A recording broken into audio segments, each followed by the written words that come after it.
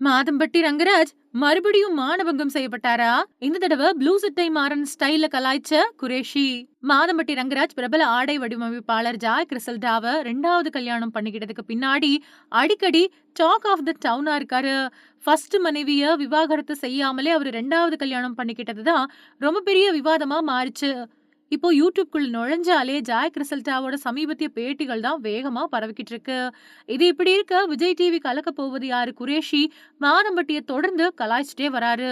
இன்னும் சொல்ல போனா மானத்தை வாங்கிக்கிட்டு இருக்காரு. அதாவது கொஞ்ச நாளைக்கு முன்னாடி குரேஷி தன்னோட இன்ஸ்டாகிராம் பக்கத்துல வீடியோ ஒண்ணு வெளியிட்டு இருந்தாரு.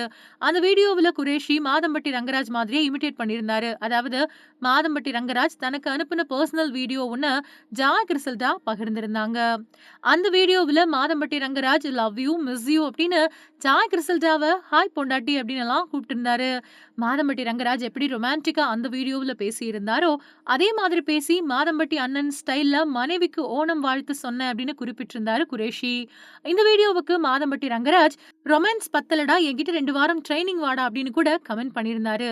இப்படி இருக்கையில குக் வித் கோமாளி சீசன் 6 நிகழ்ச்சியில ஒரு எபிசோட்ல குரேஷி மறுபடியும் மாதம்பட்டி ரங்கராஜ பங்கமா கலாய்ச்சிருக்காரு. அதாவது பிரபல சினிமா விமர்சகரான ப்ளூ சட்டை மாறன் மாதிரியே ப்ளூ சட்டை போட்டுக்கிட்டு ப்ளூ சட்டை மாறன் எப்படி ஒரு படத்துக்கு விமர்சனம் சொல்லுவாரோ அதே மாதிரி குக் வித் கோமாளி நிகழ்ச்சிய விமர்சனம் செய்யறது மாதிரி செய்யறாரு. முதல்ல நிகழ்ச்சியோட தொகுப்பாளர்களை கலாய்ச்ச குரேஷி அதுக்கு பின்னாடி நிகழ்ச்சியோட நடுவர்களையும் கலாய்ச்சாரு. நடுவர்கள்ல அவங்கள முதல்ல கலாய்ச்சது மாதம்பட்டி ரங்கராஜ் தான். அதாவது மாதம்பட்டி ரங்கராஜ முதல்ல நாம பார்க்க போறது மாதம்பட்டி. மாதம்பட்டி அப்படின்னு வச்சதுக்கு பதிலா மாத வட்டி அப்படின்னு வச்சிருக்கலாம். வட்டி கடைக்காரர் எப்படி வார வாரம் புது புது துணிகளை போட்டுக்கிட்டு வந்து நம்மள ஏமாத்திக்கிட்டு இருக்காரு. எல்லாரும் கொடி கட்டுற கயிறுல தான் துணி காய போடுவாங்க. இவர் கொடி கட்டுற கயிறுல துணியை கட்டிக்கிட்டு வந்திருக்கிறாரு அப்படின்னு சொல்லியிருக்கிறாரு. குரேஷ் இப்படி சொன்னதும் மாதம்பட்டி ரங்கராஜ் சிரிச்சுக்கிட்டே பொம்மை கட்டையை எடுத்துக்கிட்டு குரேஷிய அடிக்க போறாரு.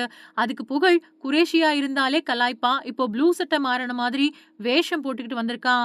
கலாய்க்காம இருப்பானா அப்படின்னு கேக்குறாரு. இந்த வீடியோ இப்ப இணையத்துல வேகமா பரவிக்கிட்டு வருது.